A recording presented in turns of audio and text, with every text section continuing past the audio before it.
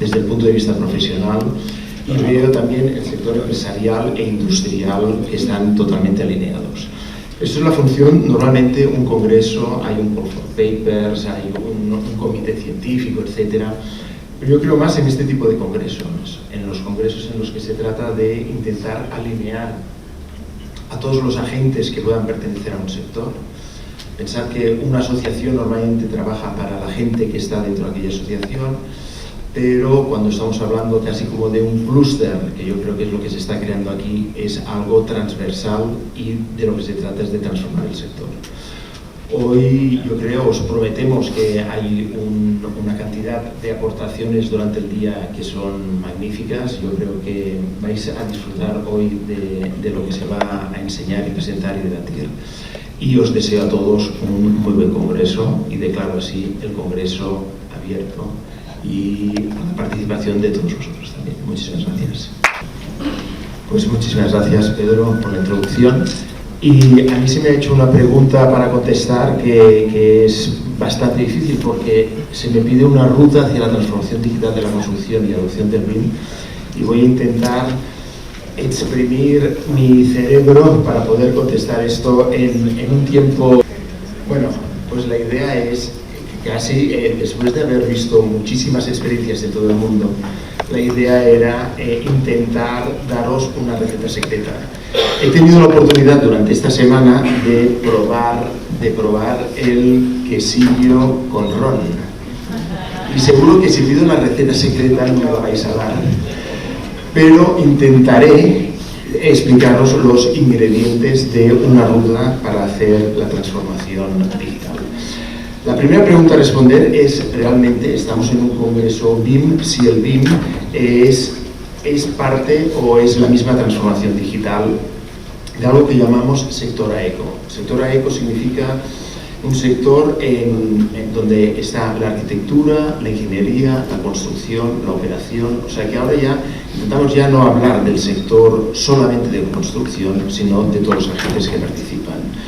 Y la idea es atacar esto que nos ha ido pasando, y durante esta semana hemos ido hablando en distintos foros, pero es como la revolución industrial nos ha ido cambiando el perfil de la sociedad, ¿no? La primera revolución industrial fue el invento del vapor, y allí se crean unas fábricas. Después llega la electricidad, se puede hacer ya una fabricación masiva. Llega la parte de computerización, la informática, que es justo, yo diría, cuando, aunque aparece en los años 60, yo empecé a estudiar en el año 82, y era justo cuando aparecían los primeros programas de software un poquito más avanzados. Pero el problema de la revolución industrial es que nosotros no tenemos como sector de la construcción, que es esta línea roja que se mantiene plana, incluso un poco negativa al final de un periodo, como veis, de 60 años, frente a todo el mundo industrial, que tiene un crecimiento multiplicado, pues ya veis, casi por 10 durante los últimos 60 años. Y esto tuve la oportunidad de hacer un capítulo en un libro, donde ahora ya sabéis que todo lo que nos acompaña es la inteligencia artificial, sobre la idea de los posthumanos. No sé si la conocéis, pero hoy aprenderéis algo. La idea de posthumanismo es la idea de que es cuando un computador puede hacer el mismo número de operaciones y de sinapsis mentales que nosotros. Y esto estamos llegando. Entonces, en ese momento, toda una serie de gente estamos un poco preocupados por la inteligencia artificial también, ¿no? O sea, de qué manera un computador que va a tener el mismo número de operaciones que nosotros tenemos, cómo va a reaccionar. En realidad, cuando afrontas este transhumanismo, si os fijáis, en el mes de marzo apareció una carta firmada por los principales científicos en todo el mundo sobre los peligros de la inteligencia artificial. Esto va muy relacionado con la transformación digital. Fijaos que 31.810 científicos de todo el mundo firmaron esto, pero yo lo vi un poco distinto. La idea lo vi como los luditas, no sé si los conocéis, pero este personaje, en el momento en que aparecieron las primeras fábricas de vapor para hacer tejidos, a lo que se dedicaban era a quemarlas. Entonces, este trabajo de esta persona, el término ludita existe, era el hecho de que, y esto nos pasa a todos, que delante de una innovación muy importante, la primera reacción es de miedo. Y normalmente estamos preparados mentalmente para evitar el miedo, es normal. O sea, de forma primitiva, nosotros lo que tenemos que hacer, el cerebro está preparado para intentar evitar un peligro y así conservar tu familia, tu comunidad, tu estatus, ¿no? Entonces, esto llevó a que estas personas, bueno, quemando una de las fábricas, se las llevaron a Australia, como veis aquí. O sea, que el término ludita al final era una persona que iba, al final, también contra la innovación. Y esto es lo que nos ocurre a nosotros en el sector. La idea es, fijaos, cuando se inventa la máquina de vapor, que se dice en el siglo XIX los médicos no recomendaban viajar en tren de vapor. Freud llegó a decir que afectaba a la salud mental. Pero es que además los mitos eran, se advertía que viajar por encima de los 45 kilómetros por hora, el cuerpo humano no lo podía soportar. O sea, había toda una estrategia para decir, señores, la transformación, en este caso industrial, es negativa. Y esto es lo que hemos de evitar. Esto es el primer paso a intentar pensar si la transformación digital significa esto. Significa que tenemos una capa física de un lado y tenemos una capa digital de otro. Y la transformación digital significa que habrá un contacto continuo entre ambas partes, ¿no? Yo en un European BIM Summit se me ofreció una empresa que hace los concept car para SEAT y tiene unas máquinas CNCs que hacen las reproducciones de los primeros modelos de automóvil para tener un 3D más físico. Y les pedí que me hicieran uno. Y entonces me simulé a mí mismo. Esto es un digital twin, un gemelo digital mío, de la misma edad, más o menos con un poco más de kilos allí, pero más o menos vestido exactamente igual. Lo que pasa es que no me respondía. Ese gemelo digital era un simulacro. No tenía yo la posibilidad de hablar con él, ¿no? Y hice bastantes conferencias en que me lo traía, porque era muy ligero y era bastante espectacular hacer una conferencia tú con tu gemelo digital al lado, ¿no? La idea del gemelo digital es un cambio absolutamente total, porque fijaos aquí los conceptos que van apareciendo desde la revolución mecánica, la de producción más masiva con la electricidad, la era digital y la que nosotros ahora tenemos que aún es difícil encajarla, pero la revolución industrial 4.0 significa que todo está hiperconectado. O sea que en estos momentos mi mujer podría saber todo lo que yo estoy haciendo, por ejemplo, que en realidad a través de WhatsApp ya uno puede saber exactamente si se ha conectado o no, si está despierto o no, si ha contestado o no, si ha recibido un mensaje porque tienen unas flechitas, ¿no? O no. Y la idea es que con todos estos datos nosotros pudiéramos funcionar mejor. Esta hiperconectividad lleva a un concepto y unas metodologías totalmente distintas. Y por eso hablamos de construcción 4.0 o de sector AECO 4.0, porque nos implica todas estas tecnologías, todos estos conceptos y metodologías y después todos los cambios que vienen con ellos. Y con estos años somos incapaces de mejorar nuestra productividad mientras cualquier otra actividad industrial multiplica sus efectos de esta manera. Y esto es contra lo que yo me intento revelar. Y la idea es entonces empezar a buscar cuáles son los mecanismos para entender que la construcción significa, aquí hemos visto un 5%, pero en muchos países, en España es un 8%. Y hay países en desarrollo que han llegado a un 15 o un 18%. O sea, la construcción es un sector motor en una sociedad. Y de hecho existen distintos estudios que demuestran que, por ejemplo, el sector de la construcción es en el que invirtiendo $1 es el que más dólares revierte, en el que invirtiendo $1 más número de empleabilidad, número de empleados genera. Por lo tanto, el sector de la construcción es alguno que yo creo que hemos de intentar conservar, ¿no? Pero bueno, tenemos fortalezas, tenemos debilidades y en últimas gráficas como estas que vemos aquí, vemos que el sector de la construcción pues no está, bueno, de hecho suspende en todos los ámbitos, ¿no?, de esta digitalización. Por lo tanto, hoy estamos aquí para intentar hacer que esta línea de productividad de la construcción, que se mantiene baja o se mantiene en negativo en las últimas décadas, intentemos pues subir la punta y subirla hasta la construcción, hasta lo que podríamos llegar a entender que podría ser la construcción industrializada, ¿no? Aquí podríamos analizar cada uno de los sectores, pero el de la construcción es el penúltimo. ¿Por qué es el penúltimo? Pues principalmente es el penúltimo porque no nos hemos digitalizado, no ha habido transformación digital en nuestro sector. Y esto es algo que hemos de intentar cambiar. La otra cosa es si somos innovadores, y ya más o menos si vemos que tenemos esta línea de productividad, pues mucha innovación no acogemos.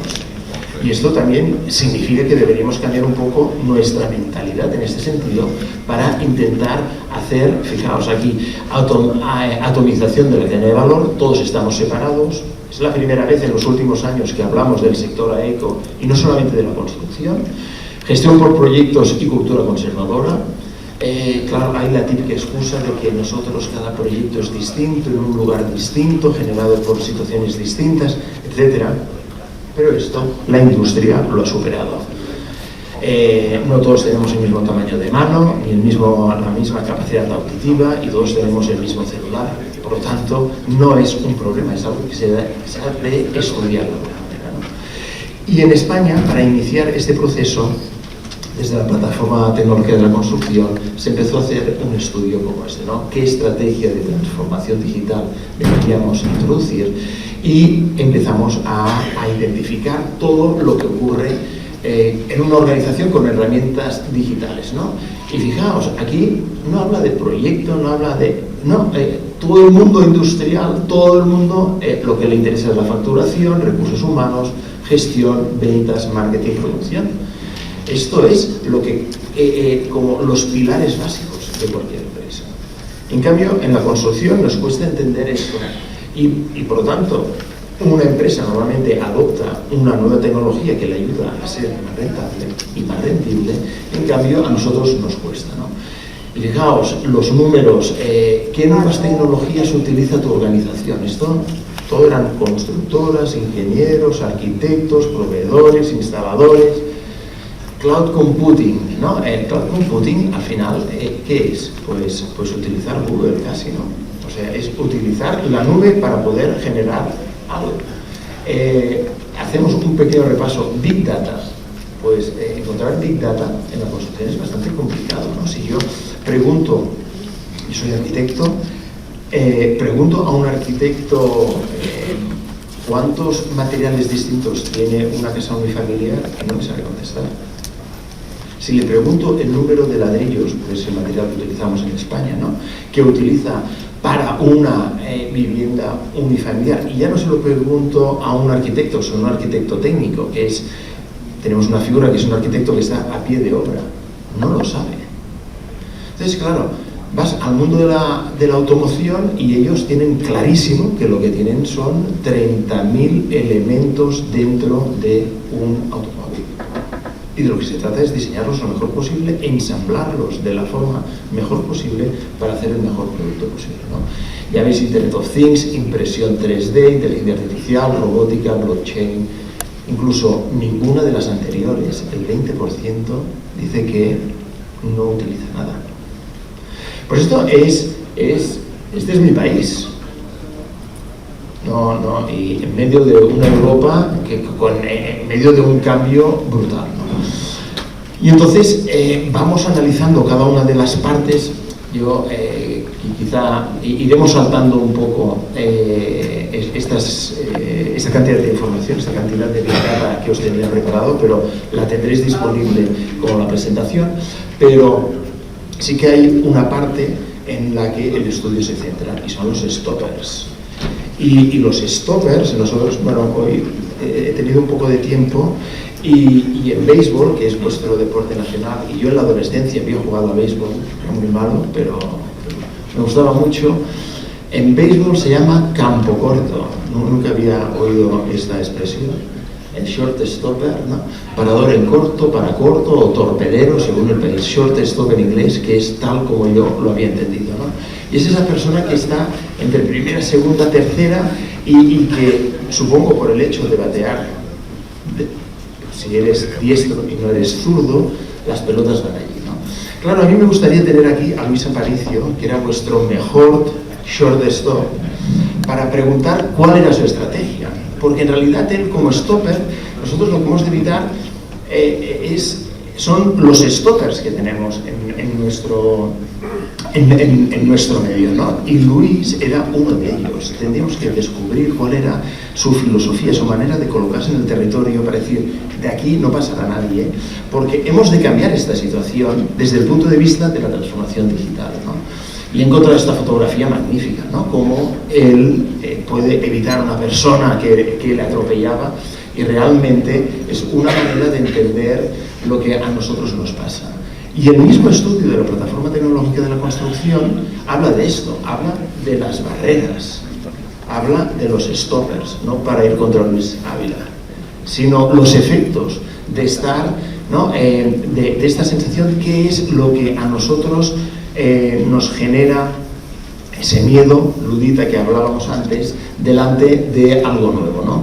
Capacidad de inversión suficiente, insuficiente, esto es lo habitual, ¿no?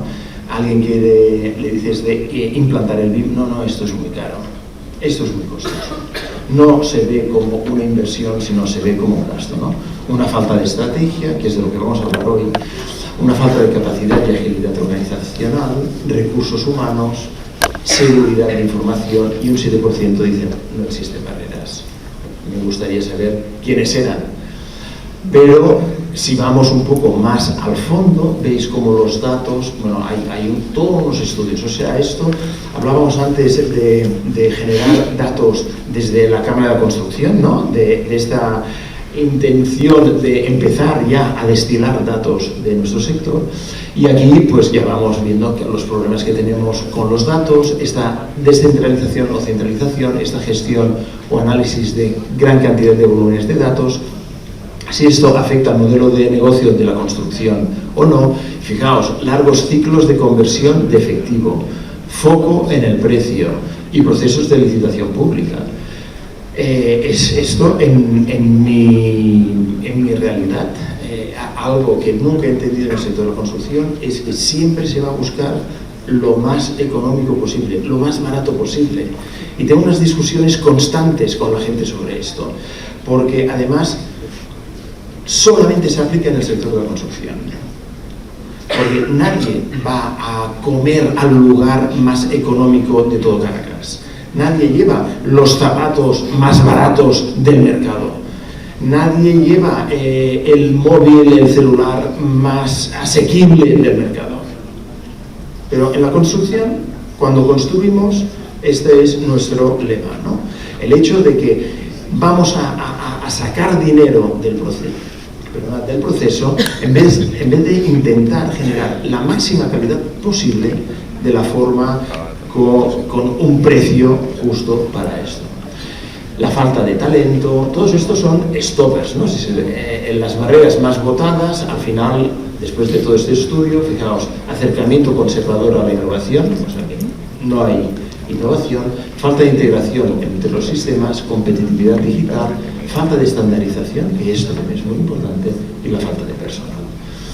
Bueno, los retos que tenemos encima nuestro pues son permitir que haya un enfoque como cadena de valor. Por lo tanto, ya es fundamental el hecho de que entre todos intentemos, no sé si todos sois consultores, o todos sois arquitectos, todos sois ingenieros, o todos sois políticos o administradores de una empresa, pero lo fundamental es entender que el sector solamente avanzará si toda la cadena de valor está. Y esto es como, no he traído una fotografía, os lo hubiera podido traer, la cadena de una bicicleta. Conocéis, ¿no? Una bicicleta, cuando pedaleamos hay una cadena que es muy compleja, tiene cientos de elementos, pero solamente si falla una de las conexiones, aquella cadena se rompe y no funciona, y no podemos pedalear, aunque tengamos toda la estructura de una bicicleta, ¿no? Entonces, os he traído, bueno, una cantidad de datos, pero que es, no los vamos a repasar todos, pero imaginaos la cantidad de conceptos que vienen afectados por esta transformación, ¿no? Aquí, por ejemplo, acelerar el desarrollo y uso de materiales mejores y más sostenibles. Europa está completamente concentrada en la sostenibilidad y es algo que en el sector de la construcción nos cuesta mucho, ¿no? Por lo tanto, los retos, si vamos a este resumen después de todo este estudio, es corregir vulnerabilidades existentes del sistema energético. Estamos hablando de construcción. Lograr la adaptación a la metodología BIM, mejorar la trazabilidad de los materiales, mejorar la resiliencia y seguridad de los edificios y garantizar la privacidad de los datos. En la primera, la disposición de energía en todo momento, que vosotros lo sufrís, ¿no? Me parece, o sea que hay cortes, etcétera. Eso también nos ocurre a nosotros, no desde este punto de la falta de energía, sino del uso masivo de energía infrautilizada. Por lo tanto, estamos en una realidad Europa de generación de cantidad de energía, la cual no tenemos uso y en la cual los edificios son de los mayores consumidores. Por lo tanto, después el estudio va sobre proyectos piloto, etc. Si alguien está interesado en este documento, solamente tenéis que pedírmelo y os lo presentaré. Pero si ahora vemos, después de todos estos 20 minutos de cuál ha sido esta situación de nuestro sector, vamos a ver rutas BIM, ¿no? La pregunta es hacia una ruta de transformación digital y de implantación BIM, y vamos viendo cómo desde el 2007, quizá Finlandia fue un poquito anterior porque en el 97 ya empezaron a implantar medidas BIM, y vamos viendo cómo distintos países, principalmente los países nórdicos, veis las 4 primeras banderas son de países nórdicos, y después ya viene Inglaterra, viene Francia, viene Bélgica, viene Suecia, viene Alemania, etcétera, etcétera, ¿no? Pero a partir de aquí, cada uno de estos países interpreta esta transformación digital de una forma distinta. Yo os he traído algunos ejemplos. Este es Irlanda, en el que, fijaos, hay una, como se dice aquí, obligación para los proyectos de infraestructura a partir de 1 a 100 millones de euros en los próximos 4 años. Normalmente el BIM se aplica por medida económica de un proyecto y, por lo tanto, como veis aquí, a partir de 1 a 100 millones esto va a ser obligatorio. También el Banco Interamericano de Desarrollo ha creado una guía BIM para todos los países latinoamericanos, y vais viendo cómo Argentina, Brasil, Chile, Colombia, Costa Rica, México, Perú y Uruguay están aquí, y yo os urjo a ver de qué manera podemos hacer que Venezuela en el próximo documento de este tipo aparezca aquí. Esto sería fundamental porque nuestros países vecinos lo están haciendo. También es interesante ver quién lo está liderando. Perdonad, ¿quién lo está liderando? Normalmente el Ministerio de Obras Públicas, en España también el Ministerio de Fomento. Pero después vamos bajando y vemos en Brasil Ministerio de Industria, en Chile Corporación de Fomento, en Colombia su gobierno, Ministerio de Planificación Nacional, en México Secretaría de Hacienda, en Perú Ministerio de Economía. ¿Por qué esto? Porque la construcción es un sector fundamental en la economía de cualquier país. Por lo tanto, la hacienda pública, la administración pública, es uno de los ejes más interesados en que el motor de la construcción funcione.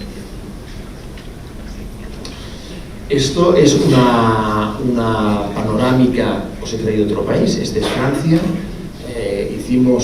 Mientras estaba aquí, durante esta semana, hicimos un tour, es una serie de webinars que hacemos casi cada semana para ir analizando temas, y precisamente analizamos el BIM para países. Estamos en una época que hicimos BIM para administración pública, BIM para municipalidades, BIM para países, y Emanuel Nachiz nos hizo una presentación magnífica de lo que era BIM. tan magnífica que nos dio un dato que nos sorprendió y nos dijo que ahora en Francia se están planteando no utilizar la palabra BIM porque comportaba cierta sensación negativa, porque mucha gente había estado contra él y quieren derivarlo hacia el concepto de transformación digital.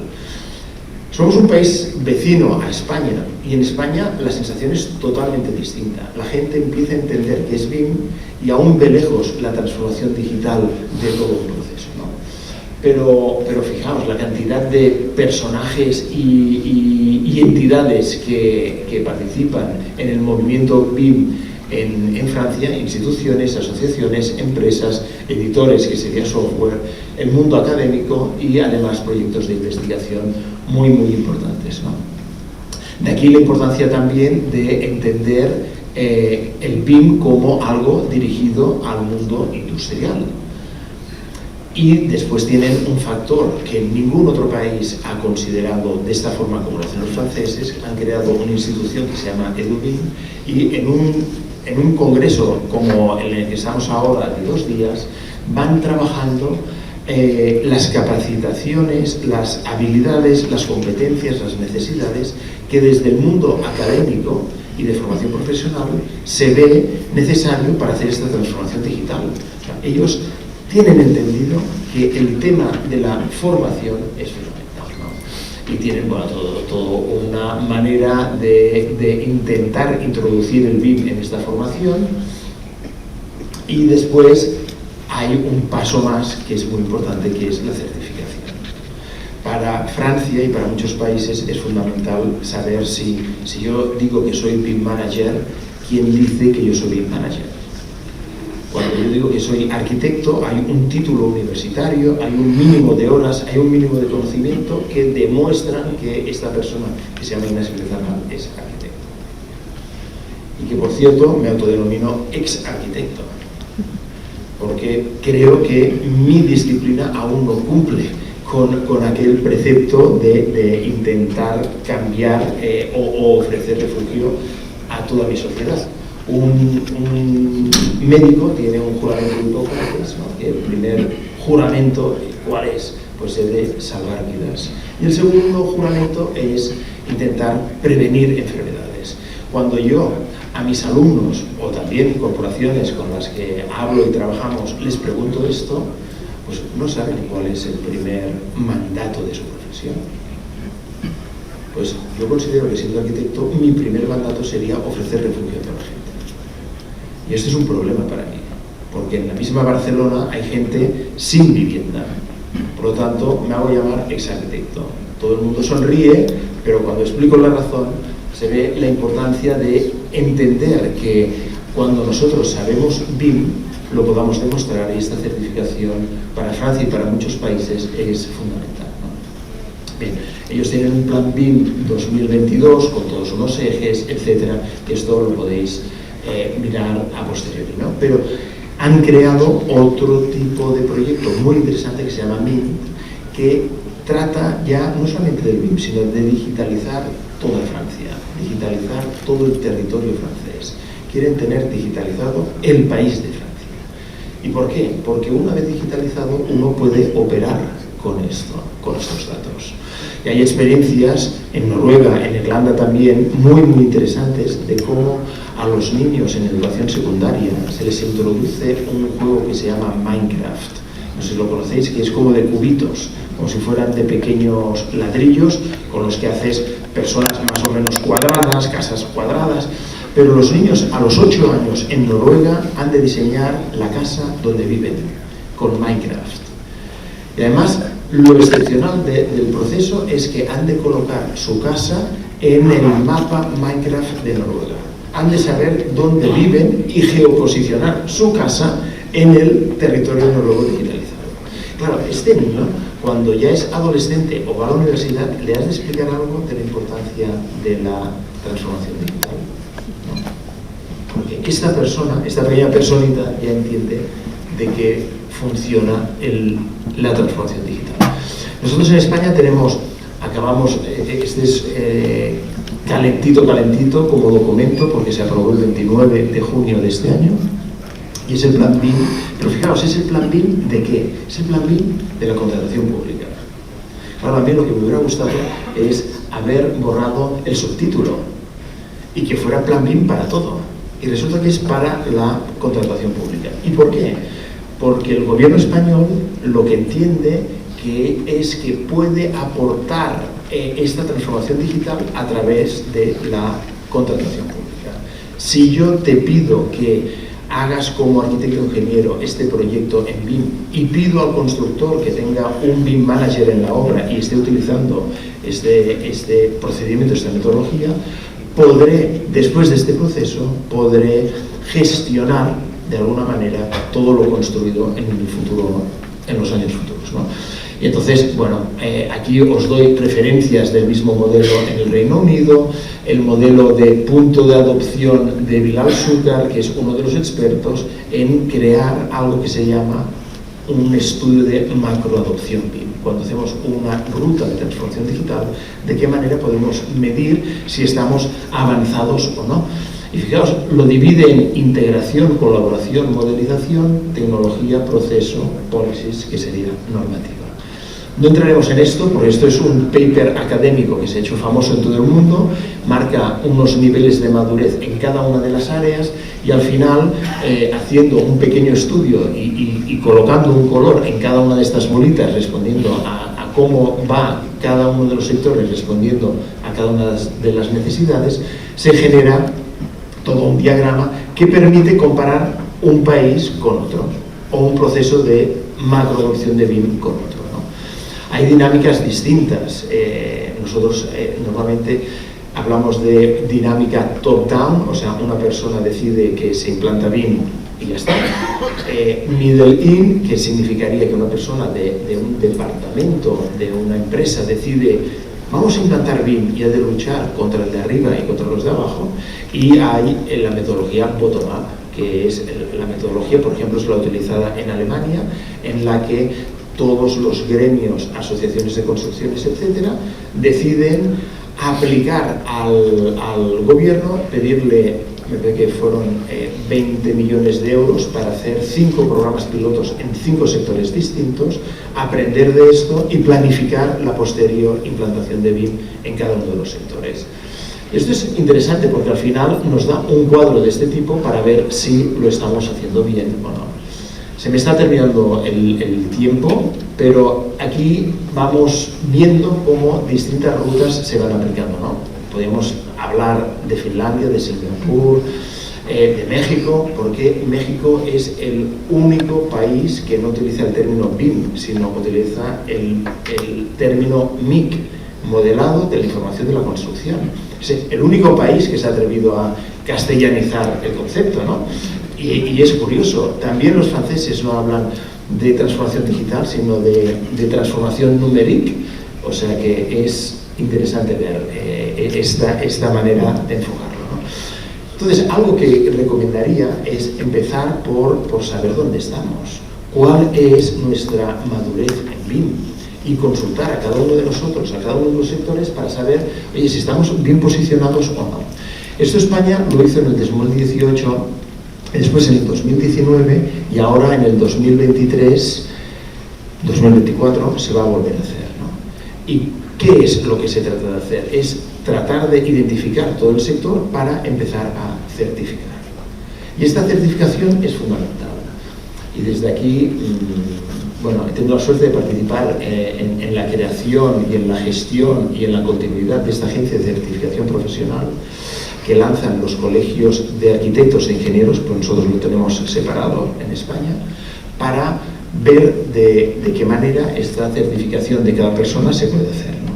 ¿Y por qué? Porque nos lo impiden empresas, nos lo piden empresas que lo que se dedican es a dar lo que llamamos BIM Staffing, de proveer talentos BIM, y cuando alguien dice que yo soy BIM Expert, o BIM Manager, o BIM Coordinator, o BIM Modeler, ¿quién me dice que esto es verdad? Es una certificación. Y esto es fundamental para entender que estas 10 dimensiones del BIM, que las podríamos multiplicar, pero este es un ejercicio que hemos hecho últimamente para entender la importancia y hacia dónde el BIM está encarado para poder llegar a tener una implantación interesante, ¿no? Europa, para que lo sepáis, ha hecho una implantación no país por país, sino que la misma Europa ha pensado en hacer la implantación BIM y aquí otra vez en el último mapa mundial vemos que nos falta Venezuela, aunque sea explicando que estamos en el proceso iniciático de hacerlo. Bien, aquí ya estoy terminando. La importancia de que los ingredientes ahora los sabemos, os he explicado mi receta secreta, pero aquí el problema es saber mezclarlos y Nutella es el mejor ejemplo. Yo os puedo dar todos estos ingredientes y el que logre hacer un pote de Nutella, no sé si hay Nutella aquí, ¿sí? Nosotros tenemos nocilla y Nutella, pues hay un trabajo por hacer. Y hay mucho trabajo por hacer porque hay muchos países muy avanzados. Esto es como en la Universidad de Zúrich, en Suiza, están haciendo nuevos pilares con fibras de carbono. Estamos viendo cómo empiezan a aparecer nuevos materiales. Yo he visto aquí que sois utilizadores de concreto al máximo y el concreto a 10 toneladas tiene este resultado. Nuevas tipologías de uniones y ensamblaje de maderas aguantan 10 veces más. Y la manera para hacerlo no es en un sitio de la obra habitual. Empiezan a aparecer fábricas de este tipo y así se presentan estos materiales. Hemos de ir con cuidado porque el mundo corre muchísimo. Espero que alguien me dé la receta secreta del quesillo con ron y aquí termino. Espero que empecemos a trabajar.